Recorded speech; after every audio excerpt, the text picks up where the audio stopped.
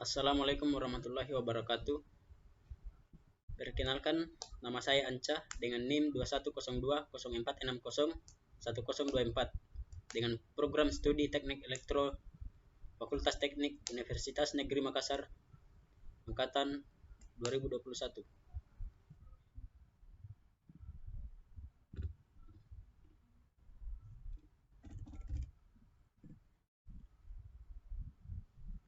Saya akan mempresentasikan sebuah materi dalam mata kuliah transmisi AC, yaitu representasi saluran transmisi, hubungan-hubungan arus dan tegangan pada saluran transmisi. Baik, langsung saja. Pendahuluan. Saluran transmisi adalah medium fisik atau nirkabel yang digunakan untuk mengirim informasi, energi, atau sinyal antara dua atau lebih lokasi. Dalam konteks komunikasi, saluran transmisi adalah jalur yang memungkinkan pengirim pesan atau data antara pengirim dan penerima. Saluran transmisi dapat berupa kabel kawat, serat optik, saluran nirkabel, atau media lainnya. Representasi saluran transmisi adalah cara kita menggambarkan bagaimana saluran tersebut berperilaku terhadap sinyal yang dilewatkan melaluinya. Saluran transmisi memiliki karakteristik unik yang dapat mempengaruhi sinyal yang dilewatkan melaluinya, seperti kapasitansi, induktansi, dan impedansi. Karakteristik ini dapat mempengaruhi bagaimana sinyal diterima dan ditransmisikan melalui saluran tersebut. Kemudian pembahasan. Saluran transmisi merupakan media yang digunakan untuk mentransmisikan tenaga listrik dari generator stasiun atau pembangkit listrik sampai distribusi stasiun hingga sampai pada konsumer pengguna listrik. Baik, yang pertama, representasi saluran transmisi. Pada gambar di samping memperlihatkan saluran satu fasa dengan kawat netral N dalam keadaan tegangan dan arus yang simetris.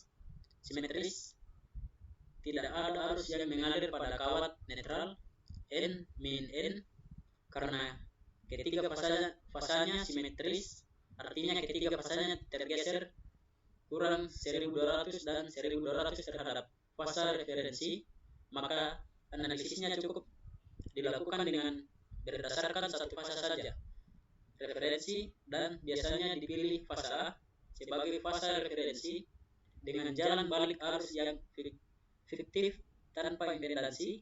Kemudian gambar kedua, besaran untuk fasa B dan C diperoleh dengan memutar besaran fasa A dengan sudut kurang 1200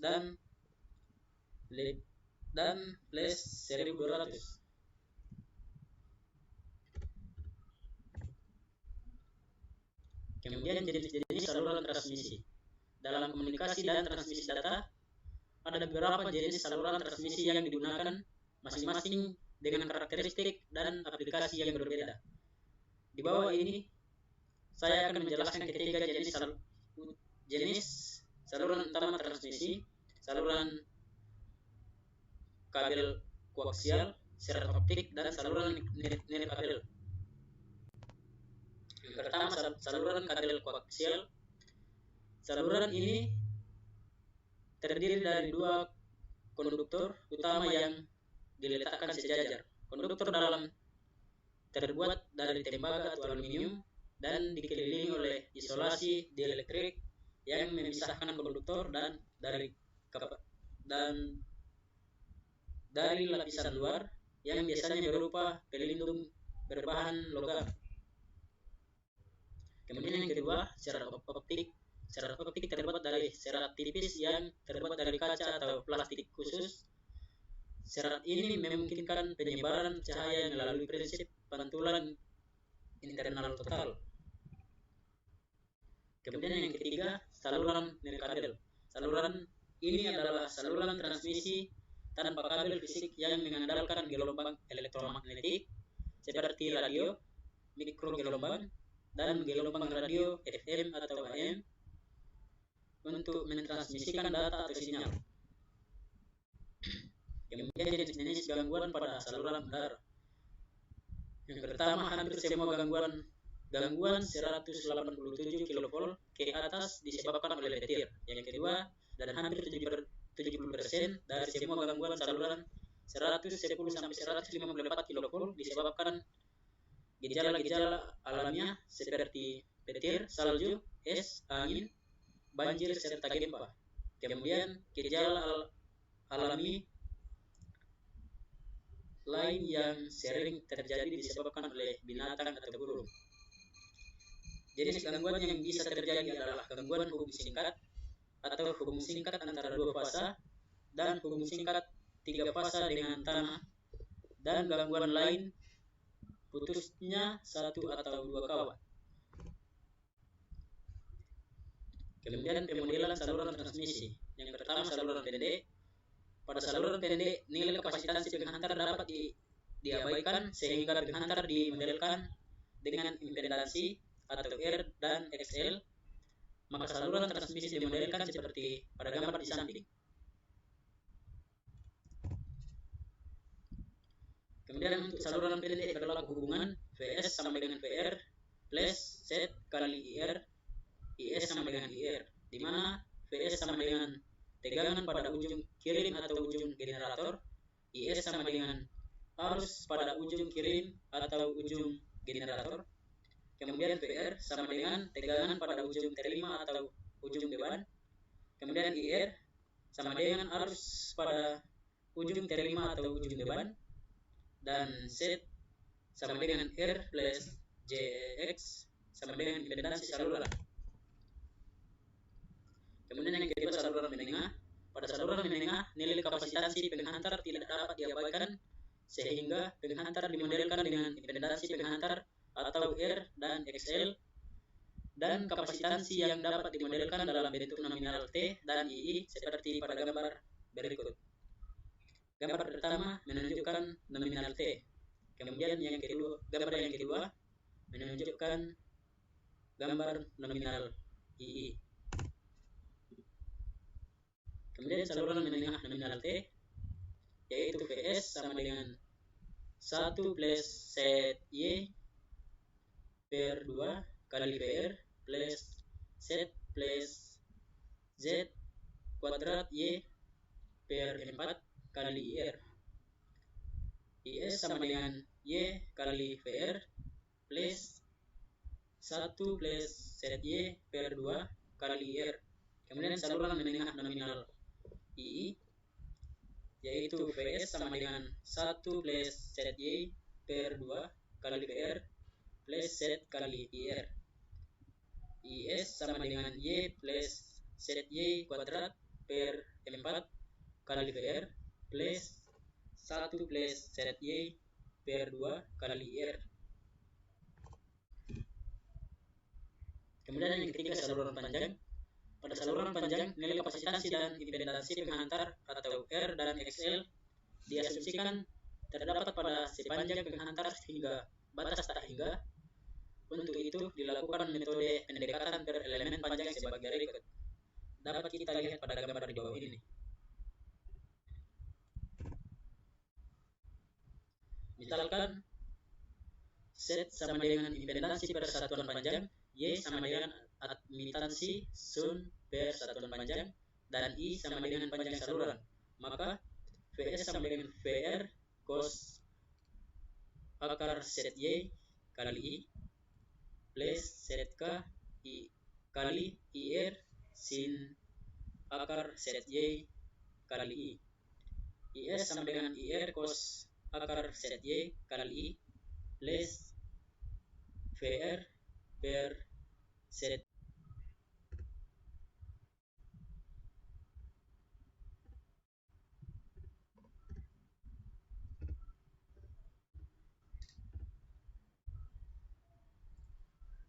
Maka VS sama dengan VR cos akar ZY kali I plus ZK kali IR sin akar ZY kali I.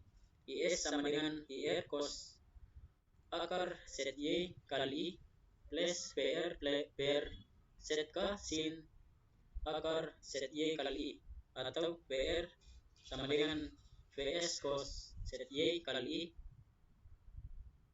min 1S set K sin akar set Y kali I, di mana akar set per Y sama dengan set K sama dengan impedansi karakteristik. Kemudian yang kedua, hubungan arus dan tegangan pada saluran transmisi. Hubungan antara arus atau I dan tegangan atau V pada saluran transmisi dijelaskan oleh hukum Ohm dan hukum daya listrik. Hukum antara I, V, dan resistansi atau R pada saluran transmisi dijelaskan sebagai berikut. Yang pertama, hukum Ohm. Hukum Ohm menyatakan hubungan antara tegangan, arus, dan resistansi dalam suatu rangkaian. Hubungan ini dinyatakan dalam rumus V sama dengan I kali R, di mana V adalah tegangan dalam volt, I adalah arus dalam ampere, R adalah resistansi dalam ohm.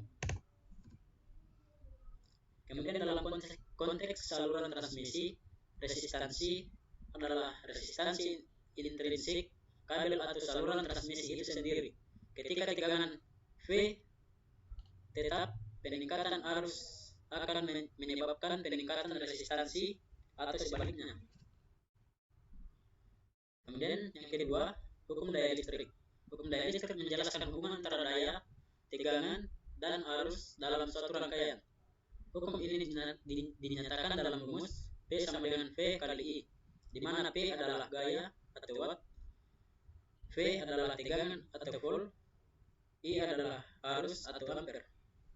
Dalam konteks saluran transmisi, daya listrik adalah besaran yang sering kali ingin diukur dan diatur. Daya listrik yang ditransmisikan melalui saluran adalah produk dari tegangan dan arus. Oleh karena itu, tegangan tetap mempertahankan daya tetap.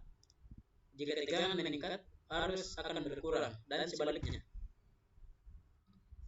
Kemudian fungsi saluran transmisi.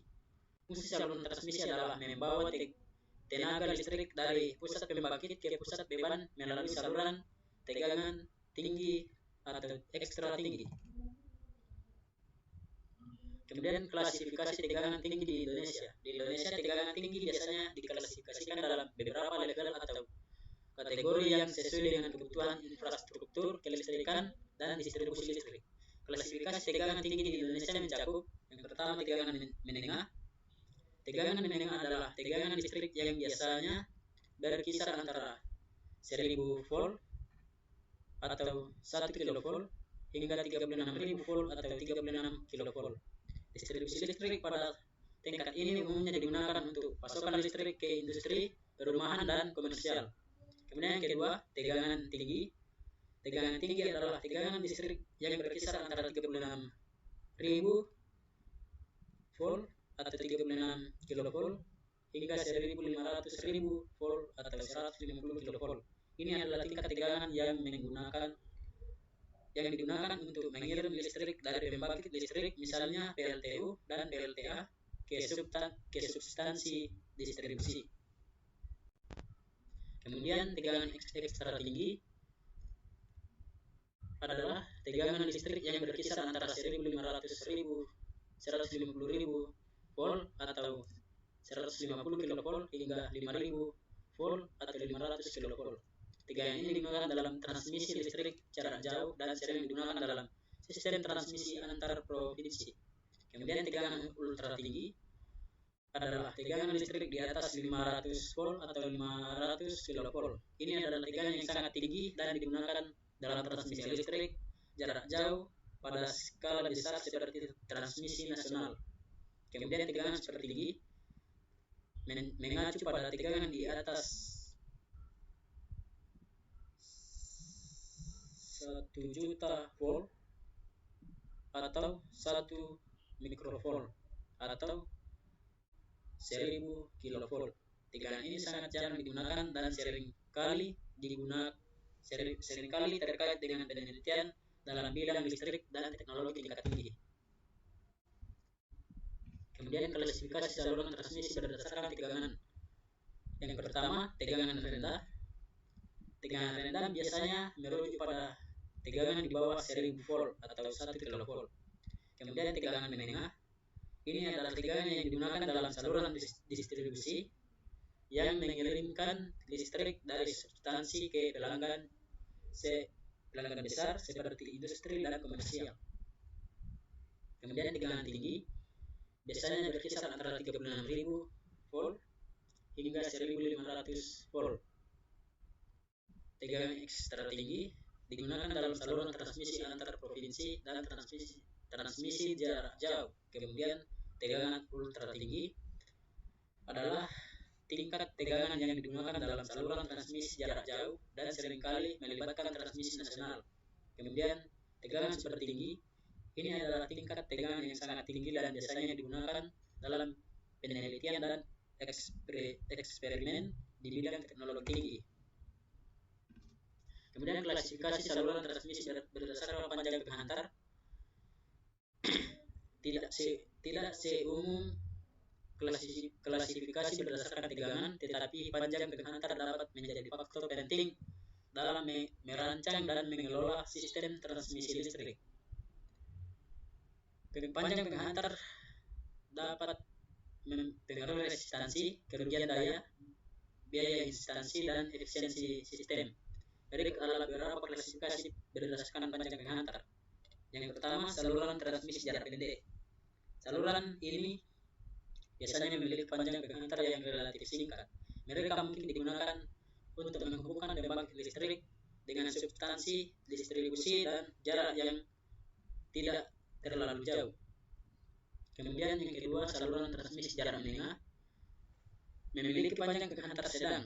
Ini mungkin digunakan untuk menghubungkan substansi distribusi dengan pelanggan besar atau industri dalam radius yang lebih besar. Kemudian yang ketiga, saluran transmisi jarak jauh memiliki panjang penghantar yang panjang dan seringkali membentang sepanjang ratusan kilometer. Kemudian karakteristik penyaluran daya. Karakteristik penyaluran daya dalam keadaan normal diibaratkan seperti saluran transmisi dengan rangkaian yang konstannya dikonsentrasikan, yaitu bila saluran pendek.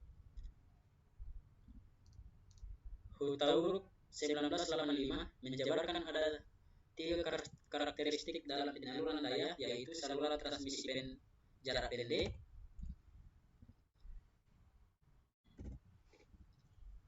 saluran transmisi pendek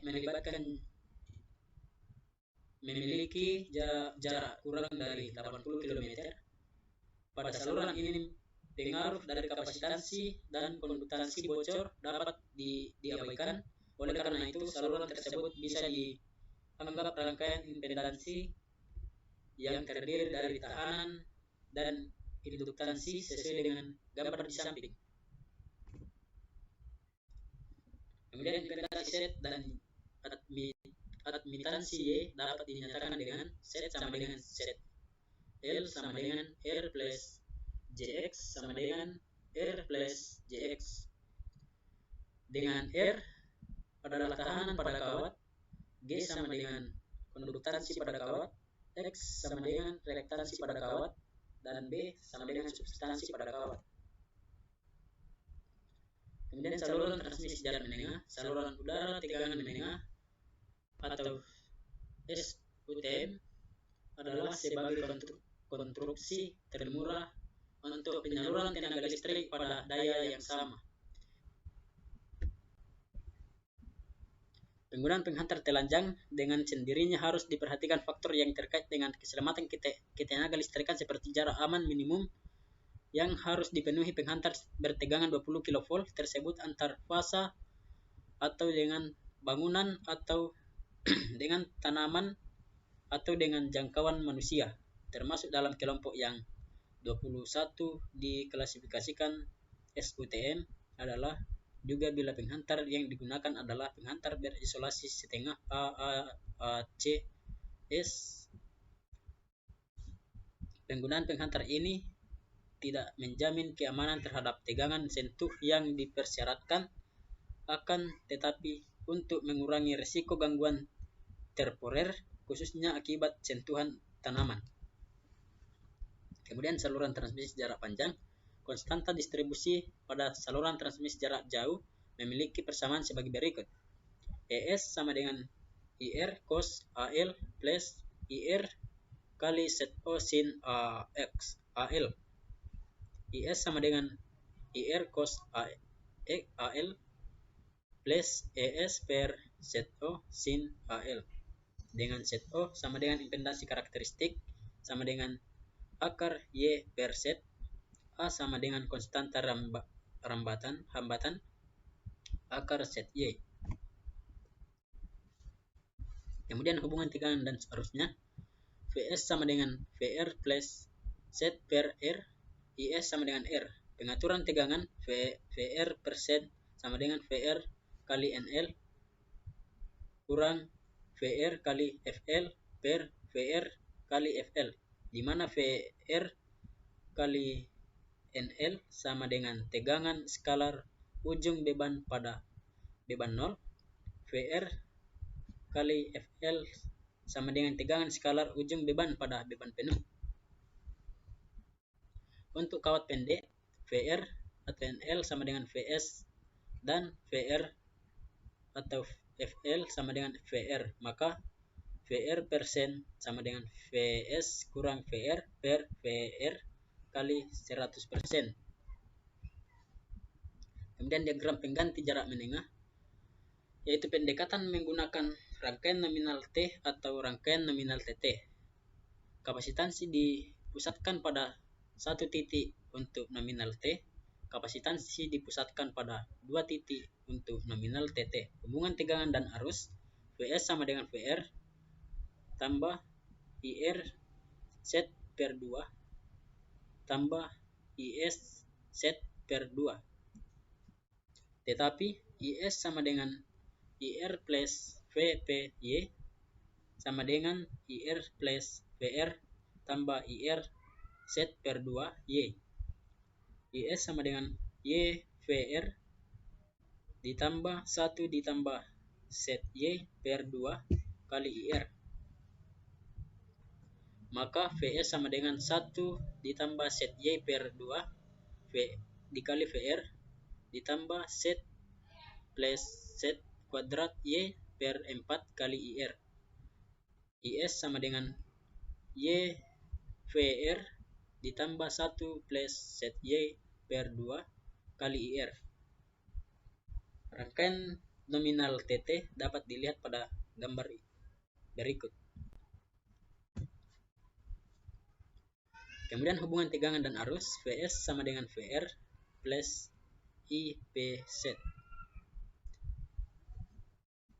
Dapat kita lihat pada tegangan dan arus yang ada pada gambar ini. Jadi Vs sama dengan 1 ditambah ZY plus per 2 kali VR ditambah ZIR. Jadi IS sama dengan Y plus ZY kuadrat per 4 kali VR ditambah 1 ditambah ZY per 2 kali IR. Kemudian pengaturan tegangan atau regulasi tegangan. VR atau NL sama dengan VS per 1 plus ZY per 2. VR atau FL sama dengan VR. Contoh soal, suatu saluran transmisi fasa 3 200 km 220 kV konstanta kawat Z sama dengan 0,64 lebih besar dari 71,8 derajat ohm per kilometer. Y sama dengan 4,0 kali 10 pangkat min 6 lebih besar dari 90 derajat ohm per kilometer. Saluran transmisi di atas menyalurkan daya sebesar 100 mikrowatt dan PF sama dengan 1,0 pada ujung beban. Tegangan pada ujung beban 220 kV dengan menggunakan representasi nominal PI atau IT. Tentukan tegangan dan arus pada ujung pengiring, efisiensi transmisi, dan pengaturan tegangan.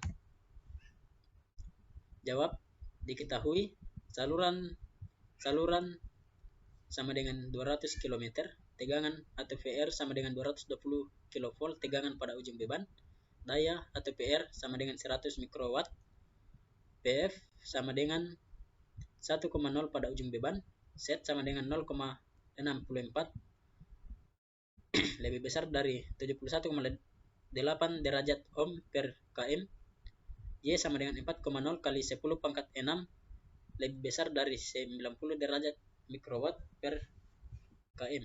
Ditanyakan tegangan pada ujung pengirim atau VZ, arus pada ujung pengirim atau IS, efisiensi transmisi, dan pengaturan tegangan atau VR.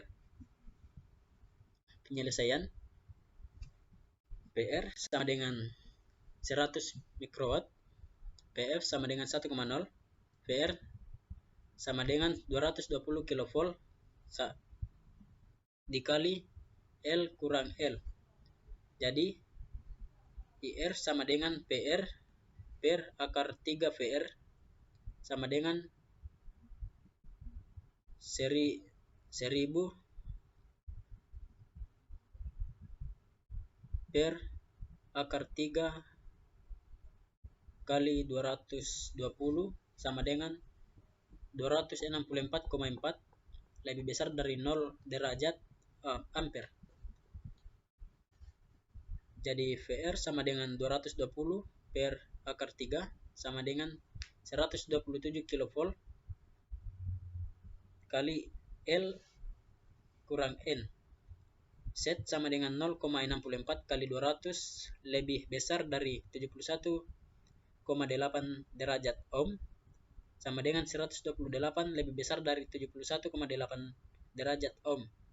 Y sama dengan 4 kali 200 kali 10 pangkat min 6 lebih besar dari 90 derajat ohm sama dengan 0,8 kali 10 pangkat min 3 lebih besar dari 90 derajat ohm.